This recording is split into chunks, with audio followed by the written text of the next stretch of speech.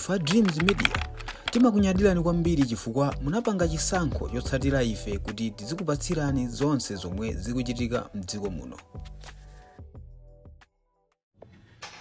Wawa amwene tiye ndikambe za Tanzania kapena titero the Republic of Tanzania. Taona news kuti kuli ma demonstrations anthu akwiya akupanga demonstrate against president wa ku Tanzania. Kodi tafika bwanji pano?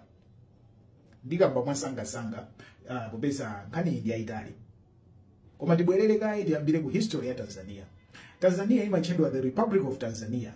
Koma kalero dzina lake silinali the Republic of Tanzania yayi. Dzina lake linali Tanganyika. Okay? Komano ku Tanzania komweko kuli chilumba chachikulu. Chilumba chimenechi chimatchedwa Zanzibar. Ndipo Zanzibar inali territory yoyima payoka. Zanzibar tinaphunzira ndithu kalero kumene kunali ma Arabs ankafikira kuzapanga trade ndi ku Africa kuno. Ma Arabs anafikira kumene kuja ma Indian traders, ma Arabs anali kwambiri. Ndipo anthu amenewa amapanga control dera lija. Okay? Timaziwa za slave trade kaya za ma spices zimachitikira ku Zanzibar kuja. Ngati munapita munaonanso kuti kuli ma buildings architecture ya Arab chi-Indian kumenewa. Ma Arabs amenewa Tanzania itapanga gain independence yake mu 1964 anthu akuda amene anali ku chilumba kuja amasalidwa mphamvu zinali manja mwa Arabs. Ndipo anthu akuda amene anali ku chilumba kuja anagwirizana ndi anthu aku Tanganyika kuti tosefe ndi famous timenyere ufulu. Ndi anthu akudaja aku chilumba kuja anatenga mphamvu ndithu, adapanga riot, adapanga protest, anatenga mphamvu kuchoka manja mwa Arabs aja. Ndiye anagwirizana ubale ndi Tanganyika ija kuti tiye tipange republic, tikhale ndi dziko la mphamvu, tosefe tikhale dziko limodzi. Ndiye kunabwera the Republic of Tanzania. Tanganyika ndi Zanzibar together kubwera Republic of Tanganyika. So Zanzibar ingati ku island. Ku China kuno tili ndi island timati Taiwan. Ndi kuli mainland kumene kuli ku Tanganyika, ku Tanzania kumene timapita kuja ku Dar es Salaam, ku Dodoma kumene. Okay? Ndi ngakhale anapanga dziko limodzi kukhala Tanzania, kuchilumba kuja, ku Zanzibar kuja kulibe kudakali boma lake. Amakhala ndi president wawo, amakhala ndi boma la kumene kuja. Komabe ndi dziko limodzi. Moti mavoti amachitika mbali zonse. Now, tafika bwanji pano. Ndakamba zambiri imeneyi chifukwa kuti muziwe kuti president amene alipo panoyi ndi president woyamba mzimayi wa dziko la Tanzania, komanso ndi president woyamba wa Tanzania ochokera ku Zanzibar. Chifukwa mayiwa kwawo ndi ku chilumba kuja ku Zanzibar. Ndi anafika bwanji kukhala president wa Tanzania? Tiye tibwerere mbuyo. Mukumbukira chaka cha 2021. Pa 2015 ku Tanzania kunali chisankho. Ndipo kunasankhidwa president amene anachuka kukhala president wa no nonsense, wachitukuko, ovuta. President amene anali John Pombe Magufuli. Ndipo Magufuli popanga chisankho chija adasankha running mate zimayi koma wa ku Zanzibar kukhala running mate wake. Ndipo adawina limodzi Magufuli president, otsatira wake wa ku Zanzibar zimayi amene. And reputation ya Magufuli ndi video ni nkhani inaso. Koma chaka cha 2020 kunabwera COVID, tonse tikuziwa za COVID. Ndipo anthu akukamba za ma lockdown, anthu akutani, kunali anthu ena amene amaletsa za COVID, kunali za fake. Magufuli anali mmodzi mwa anthu amenewo. Mwatsoka 2021 anamwalira mwazizizi. Nkhani imati anagwidwa ndi COVID. Ndipo anamwalira chifukwa cha COVID. Chifukwa choti Magufuli anamwalira, zimayi ali president, zimayi anasanduka, zimayi ali vice president, zimayi anasanduka kukhala president wa Tanzania.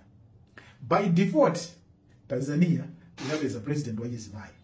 By default, Tanzania inapezedwa kuti kulamuliridwa ndi zimayi komanso ochokera ku chilumba kuja, zomwe zidali kwa nthawi yoyamba. Komanso zimayi kukhala wa Chisilamu. Ndanena kale kuti ku chilumba ku Zanzibar kuja kunali aluya ambiri ma Arabs, ndi kumene kuli Chisilamu chambiri. Tanganyika kuli Akristo ambiri ku mainland. Komanso kuli ma tribes ambiri akulu. oti anthu sadalotepo kuti president wa Tanzania yonse ukakhala mzimayi ochokera ku Zanzibar, koma zinachitika chifukwa cha imfa ya John Pombe Magufuli. Now tifike pano sopano. Mayiwa agwira dziko lija kulamulira, akuyendera legacy ya chitukuko ya John Pombe Magufuli, anthu akuwasapota. Koma kuli opposition ya mphamvu kwambiri, chifukwa chonena kuti chani mtsogole ku mainland kuja, ku Tanzania kujano, ku Tanganyika wakale ku mainland kuja kuli zipani zina zikulu ndipo kuli anthu oti atha kulamula dzikoli. Ndinene kuti Magufuli akulamulira sikuti anayi amankaenda moyera, kunali opposition koma anali ovuta kwambiri, ndipo Magufuli so nayenso ankapanga suppress opposition. Nthawi ya Magufuli so ankanenedwa kuti dictator, koma chifukwa choti amapanga zokomera dziko zachitukuko, anthu adayiwala mbali ya dictator ya anthu amati he was a good dictator. Now mayiwa poopa kuti ine waku Zanzibar, ine mzimayi, opposition ukuyatenda, anayamba kupanga suppress dissent, kuyamba kupanga suppress opposition, ndiye kudali nkhanza, amamanga, amapha, amasowetsa anthu. Moti amene anali atsogoleri a opposition onse adagwidwa kumangidwa. Mmene tinalili chisankho ku Malawi, mungoyembekeza kuti mungoganizira kuti MCP ikapikisane ndi aswira ndi arasi chikomeni chiwa, DPP apangidwe ban, UDM apangidwe ban, UDF apangidwe ban, kungotsala achikomeni chiwa ndi Mr. Swira apikisane ndi president. Zimenezo ndi zimene mayi achachita kucha. Nthawi yonse anthu amakhala mwamantha chifukwa polisi yakumene koko imapanga nkhanza zoopsa zicha. Anthu amakhala mwamantha, ndipo aliyense kulankhula ngati mene ndikulankhuliramo amalandira alendo usiku ndipo amasowa. Zimachitika kwa nemba komweko. Ndizo sezi anthu zimakhala zikupanga boilo. Mpaka na chisankho chichitika kupanda makandidates aja, anthu paka kukana kukavota kuti tikavotera ndani, ndiye iwo wamayiwa ndikumalengeza chisankho kuti awina ndi pafupifupi 80%.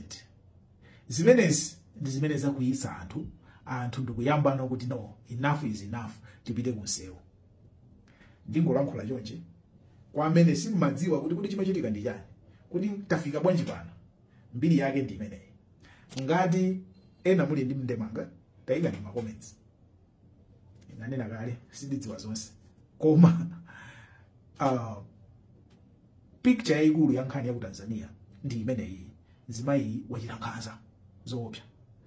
Ndingoyika chithunzi cha John Pombe Magufuli ndi cha mzimayi kumapedoko, kuti tingokumbukira. A John Pombe Magufuli ndi amenewa, chipani chawo cha Chama cha Mapinduzi CCM. Amayiwa achita nkhanzawa ndi amenewa, chipani chomweyo cha Chama cha Mapinduzi. Tikuyamikeni komanso kuthokozani popanga chisankho chokhala pamenepa kumvetsera komanso kuonera zomwe takubweretserani. Chomwe tingakupempheni choti ngati muli alendo pamudzi pano tapangani subscribe, chifukwa mukatero inu ndife tidzendera limodzi kuyambira lero mpaka na masiku omwe akubwera kusogoloko. Timabweratu ndi nkhani zochokera ngodya zonse zinayi za mdziko lino, kotero kuti inu simukuyenera kuti mukhale kunja kwa nkhani zimenezi. Tapangani subscribe, like, comment komanso share kuti tikhale limodzi mu ulendo umenewu.